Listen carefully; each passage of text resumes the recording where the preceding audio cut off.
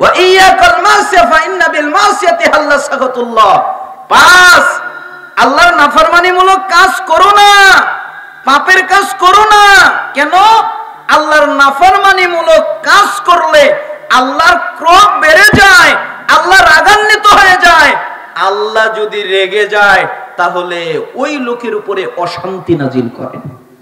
অশান্তি দুনিয়াতেই পায়, দুনিয়াতেই ভোগ করে। কেন? তার উপরে আল্লাহ রেগে গেছেন। এই জন্য আল্লাহর নাফরমানিমূলক কাজ করা যাবে না। আপনাদেরকে একটা সহজ টিপস দেই। একজন সালাফ ইব্রাহিম ইবনে আদহাম রাহিমাহুল্লাহ, তার কাছে একজন লোক এসে জিজ্ঞেস করলো, ইব্রাহিম জি, আচ্ছা পাপ থেকে বাঁচার কি কোনো উপায় আছে?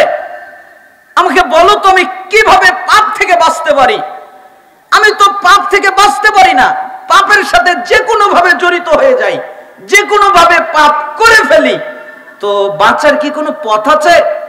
তখন ইব্রাহিম ইবনে আদহাম বললেন, জি পথ আছে, তুমি যত ইচ্ছা পাপ করো। তখন লোকটা বললেন, যত ইচ্ছা পাপ করো মানে? হ্যাঁ, তুমি ইচ্ছা করলে যত ইচ্ছা পাপ করতে পারো, তবে 5টা জিনিস থেকে দূরে থেকে পাপ করতে হবে। কয়টা জিনিস থেকে? 5টা জিনিস থেকে। মনোযোগ দিয়ে শুনবেন, 5টা জিনিস থেকে দূরে থেকে পাপ করতে হবে। আচ্ছা ঠিক আছে, তাহলে বলেন তো, 1, তুমি যখন পাপ করবে ডিসিশন নিয়েছো পাপ করো, গুনাহ করো, তাহলে আল্লাহর দেওয়া রিজিক খাবে না। কার দেওয়া রিজিক খাবে না? লোকটা থমকে গেল। বলেন কি আপনি? সবই তো আল্লাহ। আল্লাহর দেওয়া রিজিকে যদি না খাই তো খাবোটা কি? তখন ইব্রাহিম ইবনে আদহাম রেগে গিয়ে বললেন, তোমার লজ্জা করে না? আল্লাহর দেওয়া রিজিক খাও আর আল্লাহর নাফরমানি করো। আচ্ছা দ্বিতীয়টা বলেন। 2, যেহেতু তুমি পাপ করবেই, ছাড়বেই না, তো আল্লাহর দেওয়া জায়গায় জমিনে থাকবা না। তাহলে আমি কোথায় থাকবো? ও তো আমি জানি না। তুমি আল্লাহর জায়গায় থাকবা না, এটাই কথা। কোথায় থাকবে ওটা আমি জানি না। তখন লোকটা বলল, আল্লাহর দেওয়া তো জায়গা, সবগুলো তো আল্লাহর জায়গা, আমি কিভাবে চলে যাব? তোমার লজ্জা করে না? যেই আল্লাহর জমিনে থাকো, ওই জমিনেই আল্লাহর নাফরমানি করো। 3, তুমি যেহেতু পাপ ত্যাগ করতে পারো না, তো আল্লাহকে না দেখাইয়া পাপ করবা। কাকে না দেখাইয়া? আল্লাহকে। আল্লাহ যেন তোমার পাপ করা দেখে না। বলেন কি আপনি? আল্লাহ দেখবে না মানে? আল্লাহ তো সব দেখেন। এই নামো খারাপ, যে আল্লাহর রিজিক খাও, যে আল্লাহর জায়গায় বসবাস করো, ওই আল্লাহকে দেখায়া দেখায়া পাপ করো, তোমার কি একটু অন্তর কাঁপে না? লজ্জা করে না? ভয় করে না? কিভাবে তুমি করতে পারো? আল্লাহর রিজিক খাও, আল্লাহর জায়গায় থাকো, আবার আল্লাহকে দেখায়াই পাপ করো। লোকটা কান্না কান্না ভাব করলেন। এরপরে বললেন, আচ্ছা ঠিক আছে, তারপরে বলেন। 4, যখন তুমি পাপ করবে, তো মালাকুল মাউত যখন তোমার কাছে আসবে, তখন মালাকুল মাউতকে ঠেকিয়ে দিবে। পারবা না? পারবেন না আপনারা মালাকুল মাউতকে ঠেকিয়ে দিতে? এই মালাকুল মাউত দাঁড়া। কেন? এখনো তওবা করি নাই, তওবাটা করে নেই, তারপরে তুই নিয়ে যা।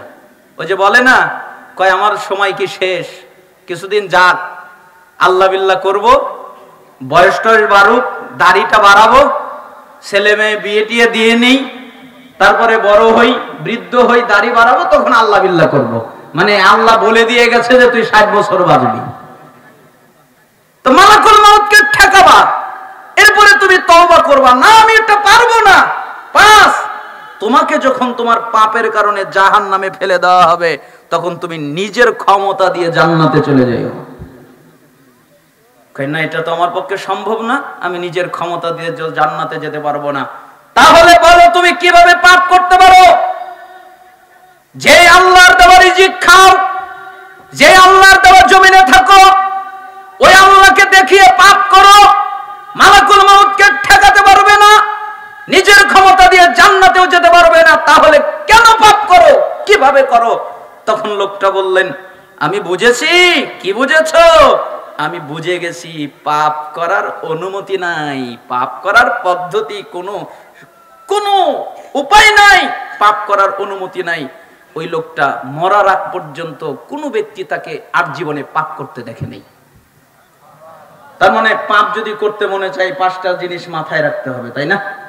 এই জন্য আল্লাহ নবী সাল্লাল্লাহু আলাইহি ওয়াসাল্লাম বললেন, পাপ করব না, নাফরমানিমূলক কাজ করব না, আল্লাহর ক্রোধ বেড়ে যায়। জিহাদের ময়দান থেকে পালাবো না, সবাই যদি মরে যায়। মহামারী কবলিত এলাকা থেকে পালাবো না, সবাই যদি মারা যায়।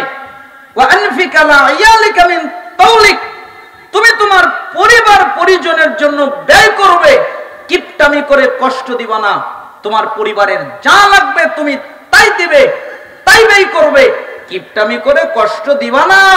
ওয়ালা তারফানহুম আসাকা আদাবা, তুমি তোমার পরিবারের লোকজনকে আদব কায়দার শিক্ষা দেবে, প্রয়োজনে লাঠি ব্যবহার করবে, লাঠি ব্যবহার করে হলেও আদব কায়দার শিক্ষা দেবে। ওয়াখিফুম ফিল্লাহ, এবং তাদেরকে আল্লাহর ব্যাপারে ভয় দেখাবে।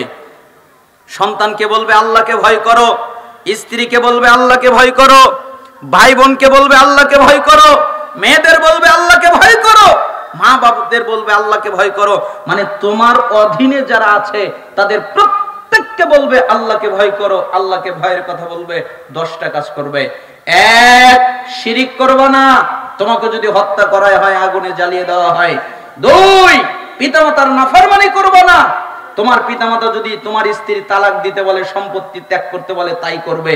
3, ইচ্ছা করে ফরজ সালাত ছাড়বে না, সালাত ত্যাগ করলে মুসলিম থাকা যায় না। 4, নিষেধাজ্ঞ দ্রব্য পান করবে না, বিড়ি সিগারেট গুল জর্দা তামাক এগুলো খাবে না।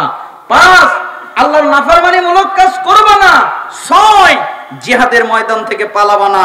7, মহামারী কবলিত এলাকা থেকে পালাবে না। 8, পরিবারের জন্য ব্যয় করবে, কিপটামি করে কষ্ট দিবা না। 9, তাদেরকে আদব কায়দার শিক্ষা দেবে, প্রয়োজনে লাঠি ব্যবহার করবে। 10, তাদেরকে আল্লাহর ব্যাপারে ভয় দেখাবে।